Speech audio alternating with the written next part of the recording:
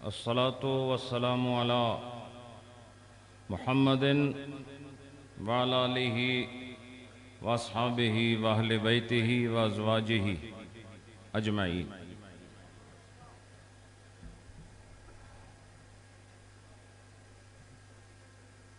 اللہ یجتبی الیہ من یشاء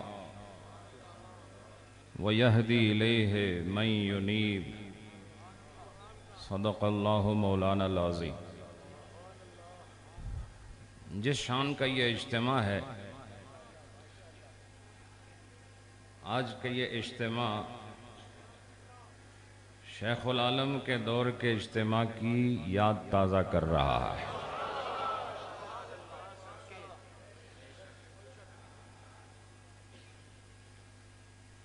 حضرات، ہیلوں بہانوں سے لوگوں کو اکٹھا کرنا مشکل ہوتا ہے۔ صداقت کے راستوں پر چلو تو خدا اپنی مخلوق کو آپ کے ساتھ روانہ کر دیتا ہے۔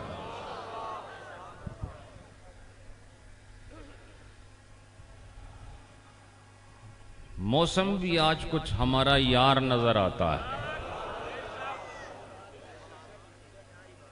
تھوڑی دیر کے لیے گھورا ضرور ہے موسم نے، لیکن جیسے ہی گھٹا آتی تھی ہم بھی اندر ہی اندر وظیفہ شروع کر دیتے تھے، چونکہ آپ کا خیال تو رکھنا ہے۔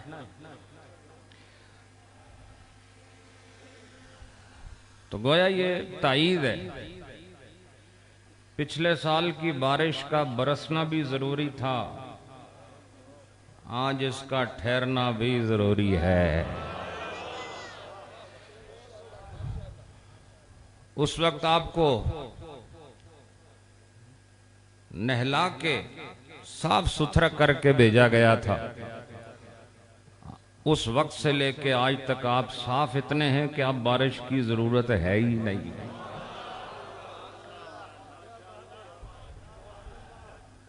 آپ نے پاکیزہ کلمات سنے علامہ سید سیف اللہ شاہ صاحب نقشبندی کے، پروفیسر سجاد ساجد صاحب کے، اس علاقے کی عظیم علمی شخصیت پروفیسر علامہ ڈاکٹر عبدالقدوس صاحب مدد اللہ کے، ہمارے محترم پرویز آوان صاحب، ان کے کلمات آپ نے سماعت کیے۔ میجر مشتاق صاحب نے اپنے محبتوں کا خراج پیش کیا، اور اس کے بعد اس خاندان کے افق پر اپنی ضیاءپاشیوں سے ایک جہان کو روشن کرنے والی شخصیت، جن کے ساتھ میری محبت بچپن سے قائم اور دائم ہے، حضرت خواجہ پیر محمد شمس العارفین صاحب غزنوی صدیقی نقشبندی، جنہوں نے محبت کے دروازے میں عشق کی چابی کو پھیر کر عقیدتوں کے گھر میں ایسا داخل کیا کہ ہر دل آج شادمان نظر آ رہا ہے، اور یہ ان کا خاصہ ہے۔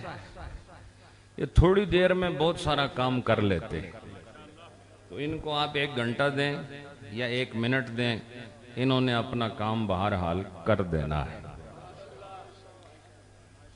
فیض الحق صاحب نے آج بڑا خوبصورت ماحول بنایا، اور وقت کی قدر کرتے ہوئے بڑے جلدی ہمیں یہاں تک پہنچایا ہے۔ یقیناً اس وقت عرس پاک کی اس تقریب کو 180 ممالک تو دیکھ رہے ہیں۔ نور ٹی وی جو میرے پیر کا عطیہ ہے اہل سنت والجماعت کے لیے، آج اس عطیے سے نیریہ شریف سے جاری ہونے والا روحانی عطیہ مشرق مغرب شمال جنوب میں پھیل رہا ہے، تقسیم ہو رہا ہے۔ آپ دیکھ رہے ہیں یہ مجلس، اور ساتھ ہی صاحبان مزار بھی اس عرس پاک میں شامل ہے۔ بھئی ہمارا عقیدہ یہ ہے کہ جن کے لیے ہم بیٹھے ہیں اللہ نے ان کو خبر دی ہوئی ہے، وہ خبر رکھنے والے لوگ وہ بھی دیکھ رہے ہیں، آپ بھی دیکھ رہے ہیں، ہم آپ کو دیکھ رہے ہیں، آپ ہمیں دیکھ رہے ہیں، وہ ہم دونوں کو دیکھ رہے ہیں۔ اس کا مطلب ہے کہ نقشبندی انوار سے اس محفل کے اول سے لے کے آخر تک، مرد سے لے کے عورت تک، ہر ایک کو نقشبندی فیضان تقسیم کیا جا رہا ہے۔ اور آخر میں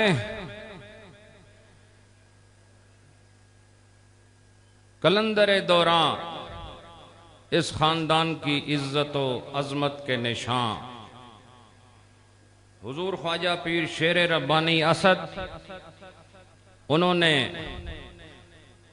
اس علالت طبع کے باوجود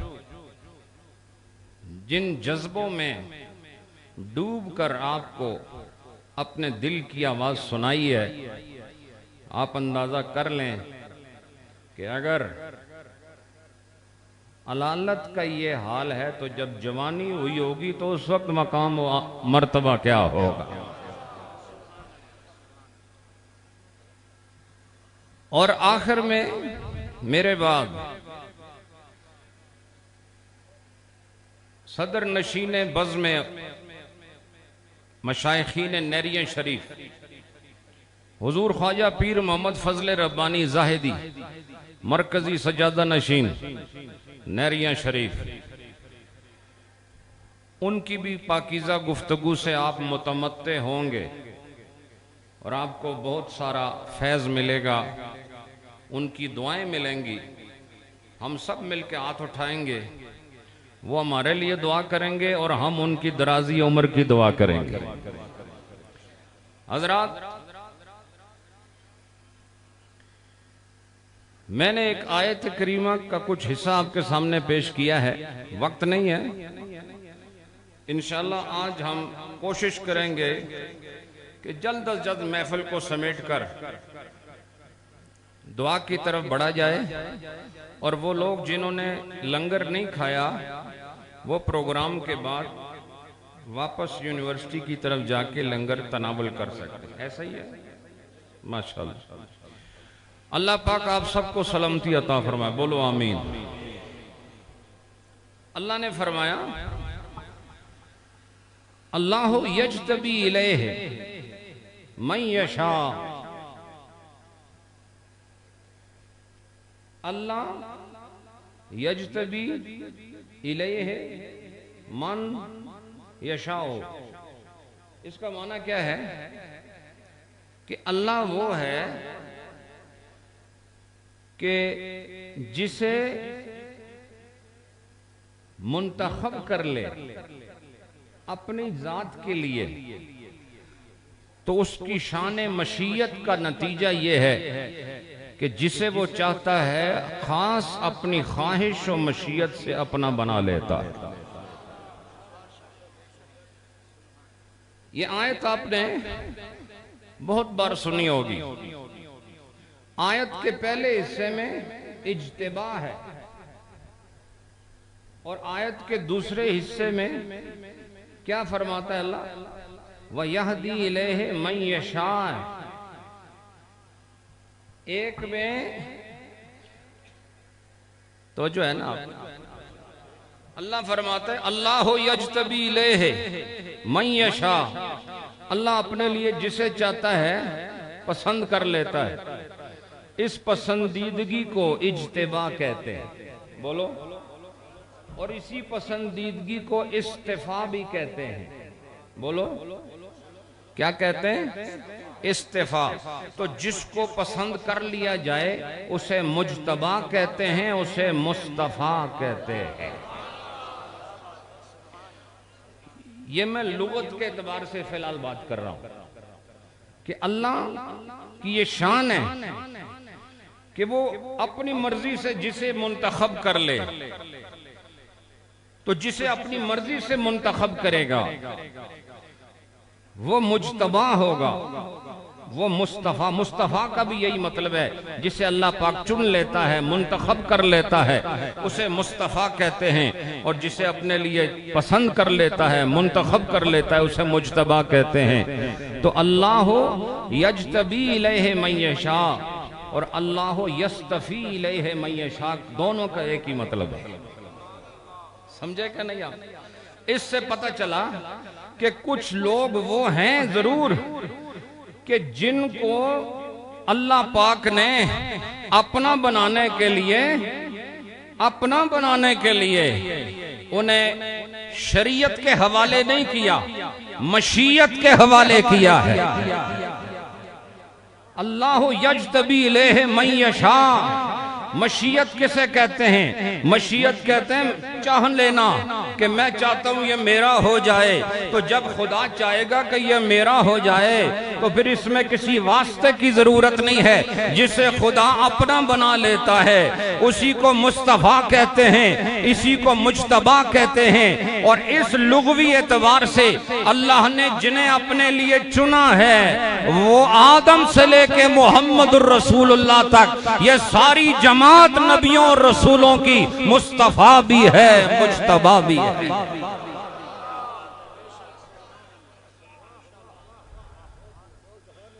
اب آ رہا ہے دوسرے لوگوں کی باری۔ یہ جن کو چنا ہے نماز کی شرط کے ساتھ نہیں چنا، چونکہ جب چنا جاتا ہے تو شرط نہیں ہوتی۔ بولو نا بھائی، جب چناؤ ہوتا ہے تو شرط نماز کی نہیں ہوگی، جب چناؤ ہوگا تو شرط حج کی نہیں ہوگی، جب چناؤ ہوگا تو شرط سجدے کی نہیں ہوگی۔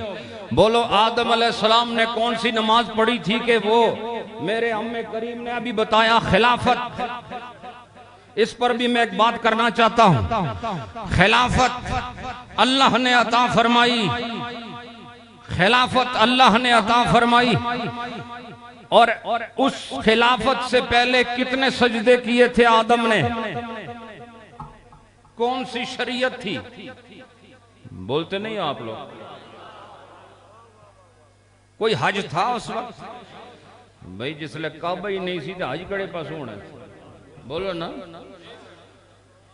اور دنیاوی مال و دولت تھا ہی نہیں کہ کوئی زکوٰۃ کی بات ہوتی۔ بولو کہ نہیں تو میں کھلوتا رہوں گا اور ہو سکتا ہے بارش ہو جائے، پھر بولنا پڑے گا۔ ماشاءاللہ۔ اسی طرح جتنے نبی ہیں یہ اللہ یجتبی الیہ من یشاء کے حکم عمومی میں آ رہے ہیں۔ اس کے علاوہ باقی جتنے بھی ہیں ان کے لیے فرمایا وَيَهْدِي إِلَيْهِ مَن يُنِيبُ۔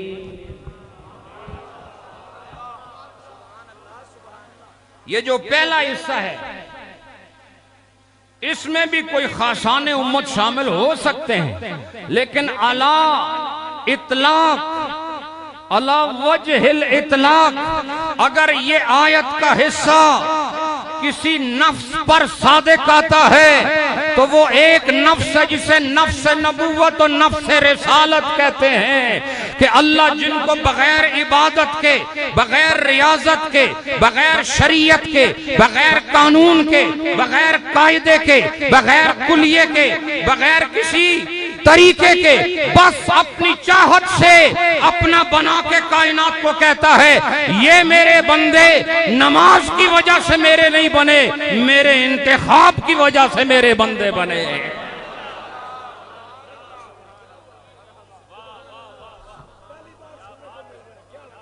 اور باقی ساری امت فرمایا اب سنو، اے باقی سارے انسانوں، تم بھی خدا کی طرف جانا چاہتے ہو تو اللہ نے فرمایا وَيَهْدِي إِلَيْهِ مَن يُنِيبُ۔ یہدی ہدایت سے ہے، سمجھے کہ نہیں؟ اور یونیب انابت سے ہے، اور انابت کا مطلب رجوع ہوتا ہے۔ بولو، رجوع کا مطلب سارا پاسا چھوڑ کے کسے ایک پاسے جانا۔ بولو نا،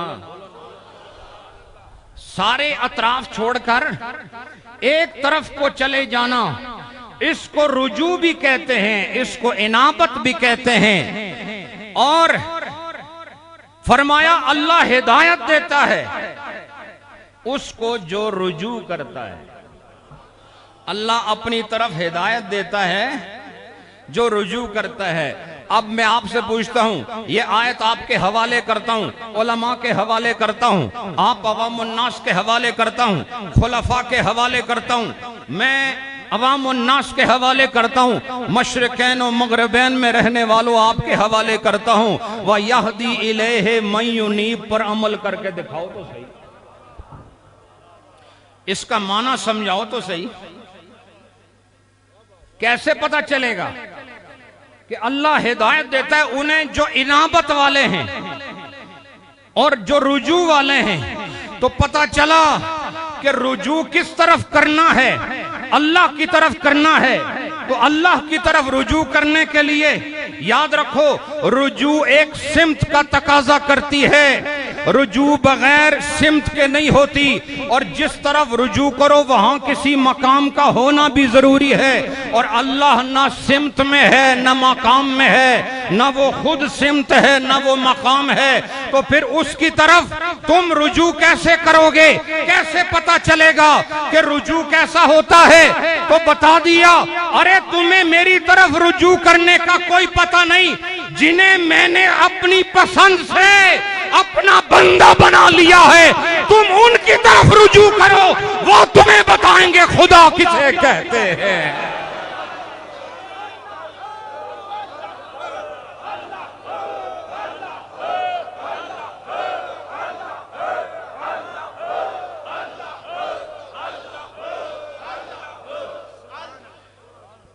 اللہ یجتبی الیہ من یشاء، انتخاب ہوتا ہے مشیت سے اور ہدایت ہوتی ہے انابت سے۔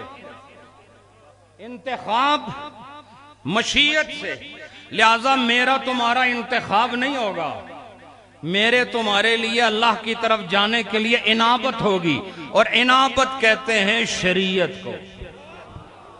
بولو انابت کسے کہتے ہیں؟ انابت شریعت کو کہتے ہیں۔ تو گویا اللہ یجتبی الیہ من یشاء والوں کو اللہ نے انابت کی بات نہیں فرمائی، بلکہ فرمایا تمہیں انابت کی بات نہیں کہہ رہا، تمہیں میں نے اپنے اختیار سے، اپنی قدرت سے، اپنی مشیت سے، اپنی چاہت سے، اپنی محبت سے اپنا بنا لیا ہے، اور اب جو میرا بننا چاہتا ہے وہ انہی کے ذریعے میرا بن سکتا ہے جنہیں میں نے اپنا بنا لیا ہے۔ وَيَهْدِي إِلَيْهِ، تو اللہ ہدایت دیتا ہے اسے جو انابت کرے، اور انابت ہے شریعت میں، لہذا شریعت ملتی ہے بندے کو نہیں ملتی، وہ نبی کو ملتی ہے، امتی کو نہیں ملتی، وہ رسول کو ملتی ہے، لہذا رسول کو انابت کا پورا نصاب دیا جاتا ہے۔ یہ نصاب انابت یہ رسول کے ہاتھ میں ہوتا ہے، اور لہذا پتہ یہ چلا کہ اللہ جسے پسند کر لے، اللہ جسے پسند کر لے وہ اللہ کا مجتبی ہوتا ہے، اللہ کا مصطفیٰ ہوتا ہے۔ تو پھر اس بات کو مان لو کہ عیسیٰ علیہ السلام خدا کے مجتبی ہیں، اور موسیٰ علیہ السلام خدا کے مجتبی ہیں، اور اسی طریقے سے محمد الرسول اللہ خدا کے مجتبی ہیں، اور یہ سارے نبیوں نے جو پیغام لایا ہے اسی کو انابت کہتے ہیں۔ پتہ چلا اللہ کے در تک جانے کے لیے جسے اللہ نے دروازہ بنایا ہے وہ اللہ کے نبی اور اللہ کے پیغمبر اور اللہ کے رسول ہیں۔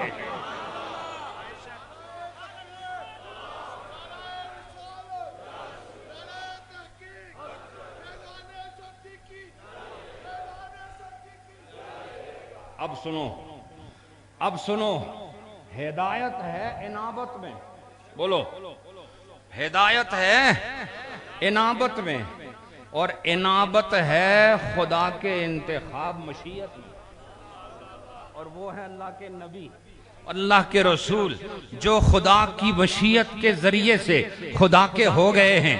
لہٰذا اب میں یہ کہنا چاہتا ہوں، یہ بتانا چاہتا ہوں جو قبلہ پیر صاحب نے فرمایا اسی کی تائید میں یہ کہہ رہا ہوں کہ اللہ جسے پسند کر لے، اللہ فرماتا انی جاعل فی الارض خلیفہ، ہم زمین پر اپنی خلافت کا سکہ بٹھانا چاہتے ہیں، اور جسے ہم اپنا خلیفہ بنانا چاہتے ہیں وہ آدم ہے۔ اور مجھے کہہ لینے دو کہ جسے خدا خلیفہ بناتا ہے وہ معصوم ہوتا ہے، اور جسے مصطفیٰ خلیفہ بناتا ہے اسے محفوظ کہتے ہیں۔ میں عقیدے کی بات پیش کر رہا ہوں بھائی۔ پیر صاحب کی گفتگو سے میرے ذہن میں آیا کہ میں نیریہ شریف میں آنے والوں کو عقیدے کا تحفہ دے کر بھیجوں۔ یاد رکھو کوئی اور معصوم نہیں ماں سوائے نبیوں کے، ماں سوائے رسولوں کے، ماں سوائے فرشتوں کے۔ اس کے بعد جتنے بھی ہیں یہ سب محفوظ ہو سکتے ہیں، اہل بیت ہوں یا خلفائے راشدین ہوں یا میرے نبی کی ازواج مطہرات ہوں، یہ ساری جماعت صحابہ، یہ ساری جماعت امہات المومنین، یہ ساری جماعت اہل بیت اطہار، یہ میرے نبی کے ہاتھ کے سائے تلے رہ کر یہ محفوظ ہو چکے ہیں، اور جنہیں خدا نے خلافت دی ہے وہ معصوم ہو چکے ہیں۔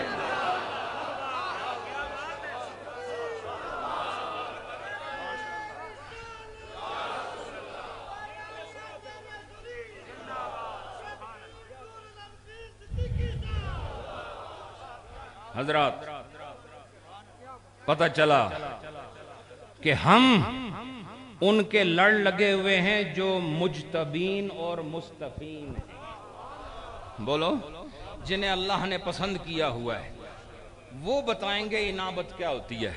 اب بولو سجدہ بھی انابت ہے، بولو رکوع بھی انابت ہے، قیام بھی انابت ہے، تلاوت انابت ہے، حلال و حرام کا جاننا اور پھر اس کے مطابق حرام سے بچنا، حلال کو اختیار کرنا، یہ انابت ہے۔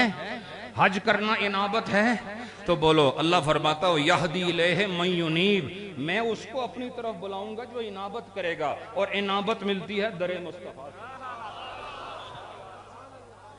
اس سے پتہ چلا خدا کول اسے جانا ہے جڑا مصطفیٰ کول جائے گا۔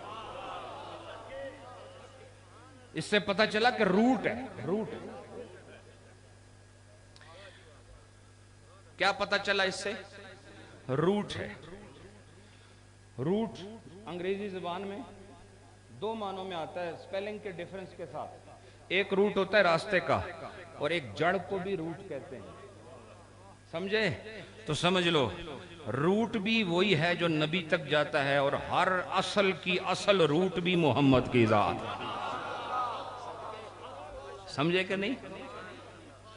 اب میں آپ سے یہ پوچھتا ہوں کہ جب روٹ ہے خدا تک جانے کے لیے، سن دیو بھئی سارے، جب خدا کے لیے تم مخلص ہو اور یہ بتا دیا خدا تک جانے کے لیے انابت چاہیے، اور انابت کے لیے شریعت چاہیے، اور شریعت دینے والا خدا کا نبی ہوتا ہے، اس کے بغیر انابت ہو نہیں سکتی۔ تم اپنی مرضی سے خدا کے پاس جاؤ گے تو دھتکار دیے جاؤ گے۔ اس راستے سے آنا پڑے گا جو راستہ نبی نے بتایا۔ چور دروازے سے آئے تو دھکے دے کہ یوم یدعون الی نار جہنم دعا، غلط روٹ سے آئے تو تمہیں دھکے دیے جائیں گے، سمجھے؟ غلط روٹ سے آئے تو دھکے دیے جاؤ گے، صحیح روٹ سے آئے تو تمہیں گلے لگایا جائے گا، تمہارے لیے باہوں کو کشادہ کیا جائے گا۔ حضرات میں یہ کہنا چاہتا ہوں کہ جب خدا تک جانے کے لیے بھی روٹ ہے تو پھر مان لو کہ مصطفیٰ تک جانے کے لیے بھی روٹ ہے۔ بولو بھئی ایسی طرح آسان تو نہیں ہے۔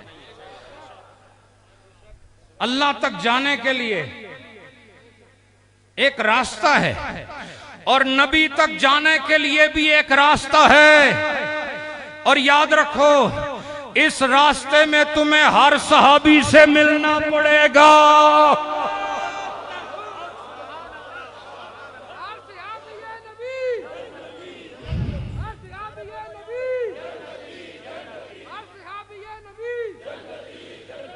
یاد رکھو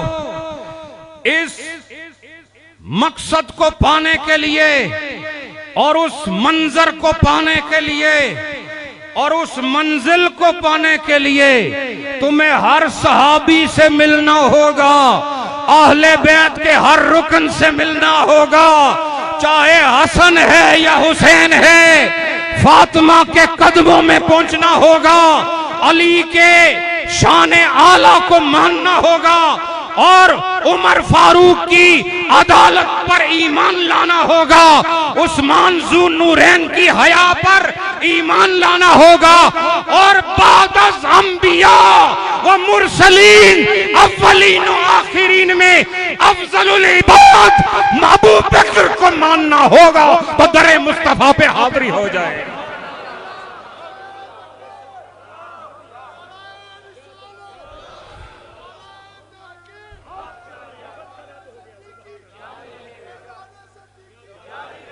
حضرات، میں دربار عالیہ نیریہ شریف کی نمائندگی مشرق مغرب شمال جنوب میں کر رہا ہوں، اور جس جرت اور علمیت کے ساتھ کرنی چاہیے، یہ فقیر قرآن و سنت کا سہارا لے کر، منطق و فلسفہ کا سہارا لے کر، صرف و نحو کا سہارا لے کر، یہ فقیر ہر میزان میں تلنے کے لیے تیار ہے، ہر میزان میں اپنا وزن کرانے کے لیے تیار ہے۔ میں صرف پیر نہیں ہوں، میں مسلک اعلی حضرت کا ایک پہرے دار ہوں۔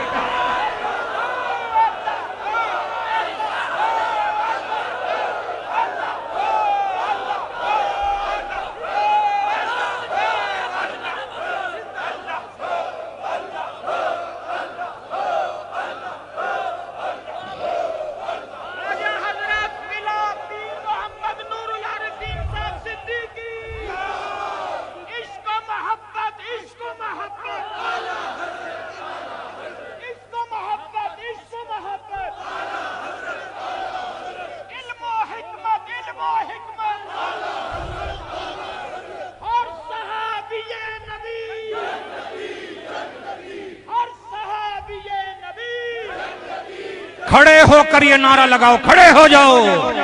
ہر صحابی نبی، ہر صحابی نبی، ہر صحابی نبی، عشق و محبت، عشق و محبت، دربار عالیہ نیریہ شریف۔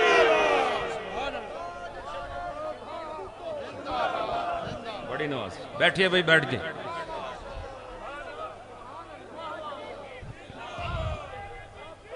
ماشاءاللہ،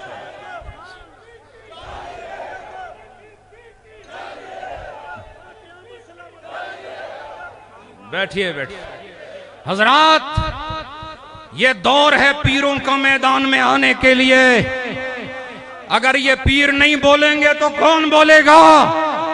اور یاد رکھو، میں نے یہ عزم کر لیا ہے کہ مرتے دم تک جہاں پر بھی عقیدے پر وار کیا گیا، میں کسی عالم کے در پہ جا کر دلائل کی بھیک نہیں مانگوں گا، نیریہ شریف کے مکتبے سے ہر سوال کا جواب عطا کیا جائے گا۔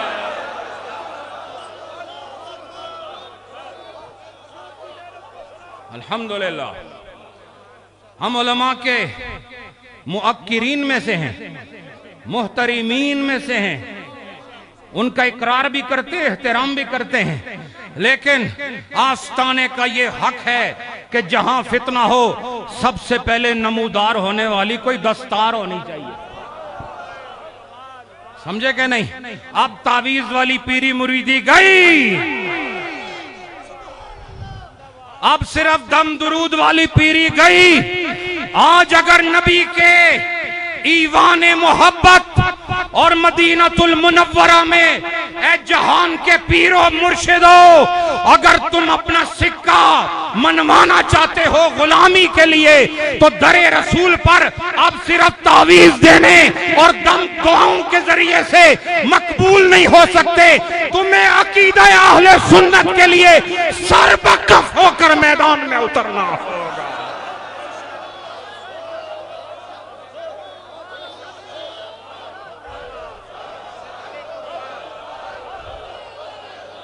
آج یہ تمہاری آوازیں فرشتے بھی سن کر جھوم رہے ہیں. تمہارے یہ جذبات آج مدینہ المنورہ پہنچ رہے ہیں. آج صدیق و فاروق، عثمان و علی، حسن و حسین، فاطمہ الزہرا سے لے کر امیر معاویہ تک یہ سب تمہیں شاباش دے رہے ہیں.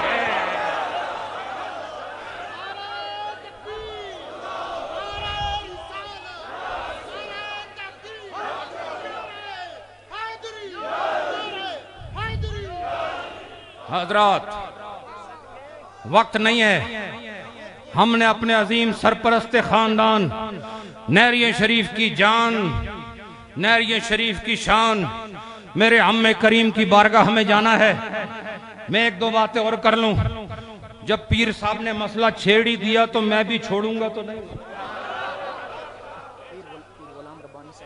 جی. اور ایک نام، یہ جو نام غلام ربانی،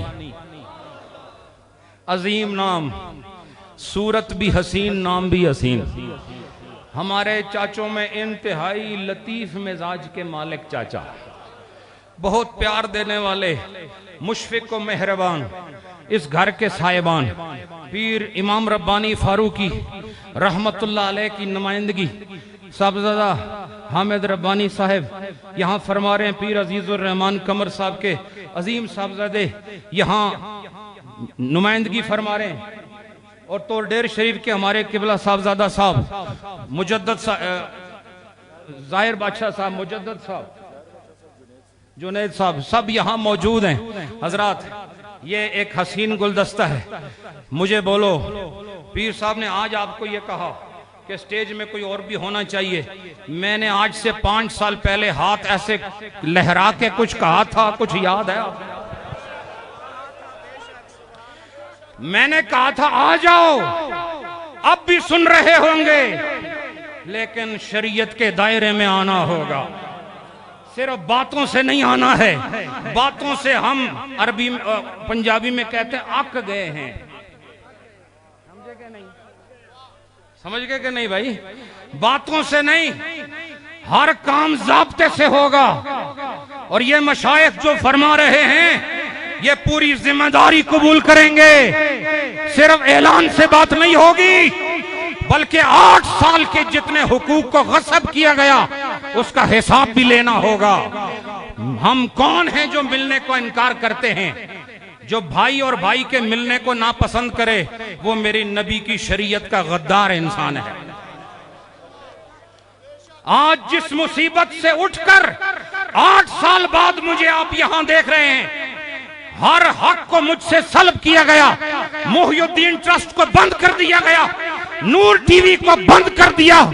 الحمدللہ وہ مسجد جو ان ظالموں نے آستن کی سرزمین پر رکوا دی تھی، اس فقیر نے وہ مسجد پھر شروع کرا دی ہے. محی الدین ٹرسٹ پھر سے شروع ہو گیا ہے اور نور ٹی وی بھی اپنی نشریات جاری رکھے ہوئے.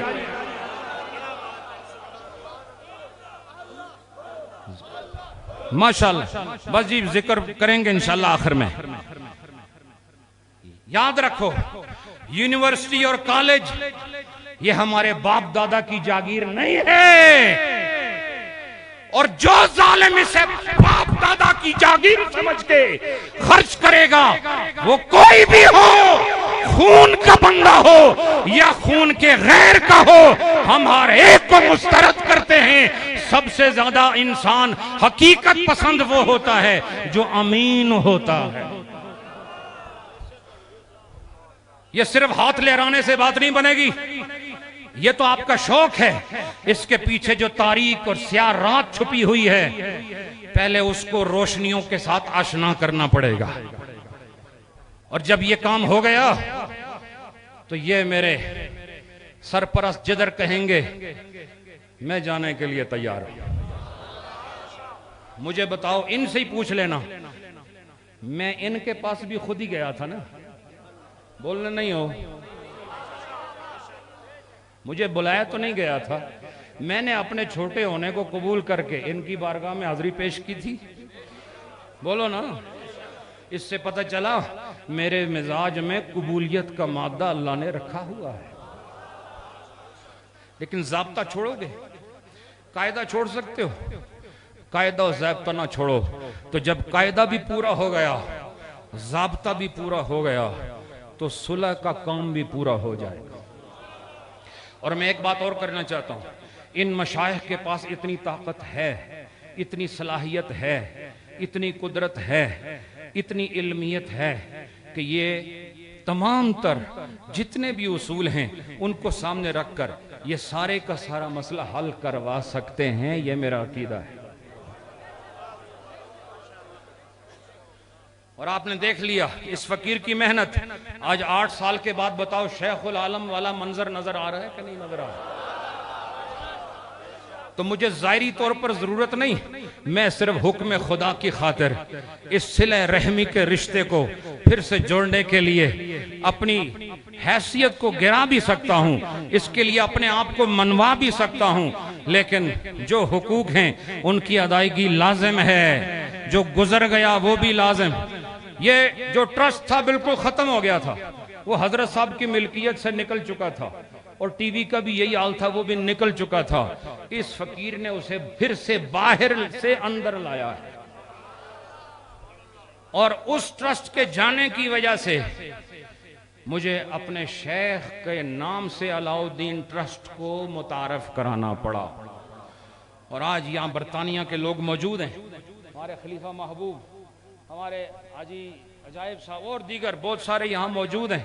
یہ واقف ہیں کتنی مشکل سے ہم نے اجڑے ہوئے چمن کو پھر سے سنوارا ہے. ان کے ہاتھ میں تو بنا بنایا چمن گیا تھا، ہم نے اجڑے ہوئے چمن کو پھر سے بہار آشنا کیا ہے. ہم تابعدار ہیں، جو حکم ہوگا سر جھکائیں گے، لیکن حقوق کی پاسداری کرنا یہ قرآن و سنت کا حکم ہے.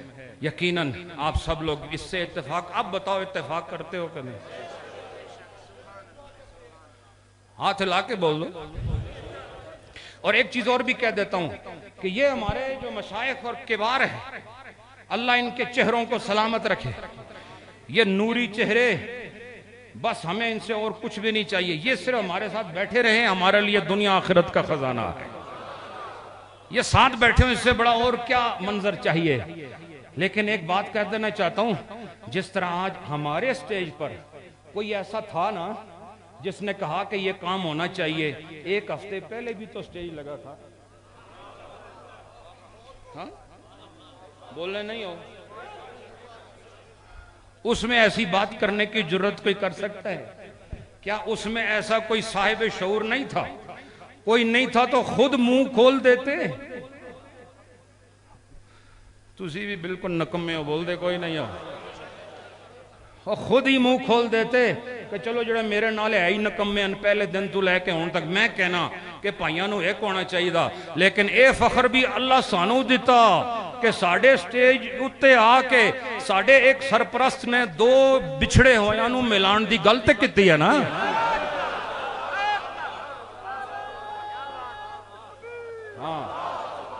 یہ ہمارے مشائخ کی جرت ہے، سمجھے کہ نہیں؟ اچھا اس تو بعد انہیں ایک اوکھی ایتے ساڑھا چگڑا ہے نا، ان توڑے واسطے ایک اوکھی چیز شروع ہو رہا نہیں. جامعہ مسجد محی الدین صدیقیہ من کے اعلیٰ روات ایک ایسا پروجیکٹ ہے جس کو شمس الاولیاء پیر محمد شمس العارفین غزنوی قبلہ نے خود جا کے دیکھا، اور اس کام کا جو معیار اور سٹینڈرڈ ہے وہ یورپین سٹینڈرڈ ہے. کنسٹرکشن کا سٹینڈرڈ بتا رہا ہوں، جو وہاں کے ہر اعلیٰ سے اعلیٰ سٹینڈرڈ کو میٹ کرتا ہے. ایسا کام ہو رہا ہے. تو اس کے لیے بتاؤ آپ کوئی پیسے دینا چاہتے ہیں کہ نہیں؟ یعنی مسجد کے لیے پیسے دینا چاہتے ہو؟ ہون پتہ چلے گا نا راضی نامہ ہوندہ ہے کہ نہیں. اصل رولا تو ہونا شروع ہوئے گا، سمجھے کہ نہیں؟ علاؤالدین صدیقی ٹرسٹ لاہور اور مرید کے والے فوراً پھر جاؤ. آج حضرت صاحب کی 20 سالہ پرانی رسم کو پھر سے زندہ کر رہے. یاد ہوگا آپ کو تھیلیاں اڑا کرتی تھی، ہم چھوٹے چھوٹے بچے تھے، یونیورسٹی کا چندہ ہوتا تھا. میں صرف 2 منٹ آپ کے پاس کھڑا ہوں، اور اس کے بعد پیر صاحب کو دعوت میں نے خود دینی ہے. میں فیض الحق صاحب کو درمیان میں نہیں برداشت کروں گا، خود میں انشاءاللہ دعوت دوں گا. یہ جتنے منتظمین وقت نہیں ہے بھائی، اور بارش نے بھی اب آنکھ دکھانا شروع کر دی ہے اور اس نے اپنی پیشانی پر شکن نمودار کرنے شروع کر دیے ہیں، اس لیے فوراً 1 منٹ کے اندر اندر پہاڑ سے لے کر مسجد اور مسجد سے یمین و یسار ہر جانب سب لوگ فوراً جامعہ مسجد محی الدین صدیقیہ و ایجوکیشنل کمپلیکس کے لیے اپنے عطیات پیش کریں۔ اور انہی جذبات میں اپنے عظیم چچا جان، اس خاندان کی شان اور مرکزی سجادہ نشین دربار عالیہ نیریہ شریف حضور خواجہ پیر محمد فضل ربانی زاہدی آپ کی خدمت میں عرض گزار ہوں کہ